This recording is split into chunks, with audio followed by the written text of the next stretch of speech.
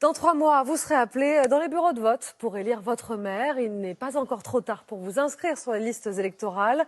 Dans de nombreuses villes, les campagnes vont bon train. Et pour les candidats les moins aguerris, dernière ligne droite pour se former au métier de maire. La République En Marche et le Rassemblement national organisent même des stages intensifs. Voyez ce reportage dans le Val-de-Marne. Jeff Wittenberg, Emmanuel Rassa et Olivier Combe. L'ambiance et le lieu, une salle de réunion d'hôtel en région parisienne, évoque plutôt un séminaire d'entreprise. Nous sommes bien pourtant dans un atelier de formation au municipal de La République En Marche. Stanislas Guérini, le grand chef en personne, a d'ailleurs fait le déplacement. LREM part de loin, le parti compte à peine 2000 élus locaux sur les plus de 500 000 sur le territoire. En mars prochain, il y a donc des places à prendre. Muriel Roch-Etienne, candidate à Albi. Raphaël Bernardin, maire de Saint-Sulpice-la-Pointe. Anne Lavagne, tête de liste à Maison Lafitte et donc objectif, un maire qui est là depuis 30 ans à virer.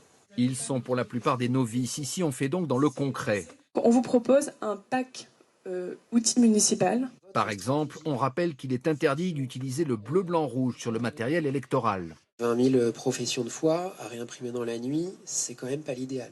Et surtout le gros morceau, les finances d'une campagne. Gare à bien séparer les comptes et les frais, même ceux auxquels on ne pense pas. Vous avez peut-être un téléphone portable payé par votre entreprise et vous allez passer des appels pour la campagne électorale, appeler un militant, appeler des journalistes, que sais-je. C'est évidemment quelque chose qu'il faut prohiber. On va commencer par la pharmacie. Travaux pratiques pour l'une des stagiaires dès le lendemain à Albi, la ville où elle se présente. Je suis candidate aux élections municipales au mois de mars 2020. La façon de s'exprimer, la façon de respirer, voilà, le sourire, la formation d'hier m'a permis d'avoir quelques techniques qui me permettent d'aller plus facilement vers les gens. Pas de logo d'En Marche sur les tracts de la candidate. En revanche, à l'autre bout de l'échiquier politique, au Rassemblement national, c'est souvent l'inverse.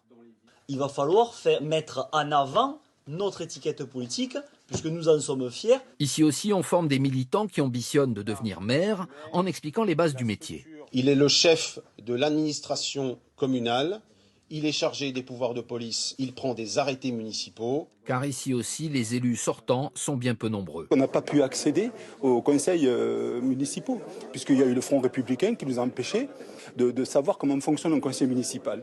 Donc ces formations sont très légitimes et très utiles. Bien connaître la législation. Maintenant, il y a quand même un contrôle sur le nombre d'embauches, etc. Enfin, moi, j'ai discuté avec un adjoint au maire de ma commune. Il me disait avant, on pouvait planquer. En mars prochain, les électeurs vont découvrir beaucoup de leurs candidats, mais au RN et à la REM, les candidats vont souvent découvrir la politique.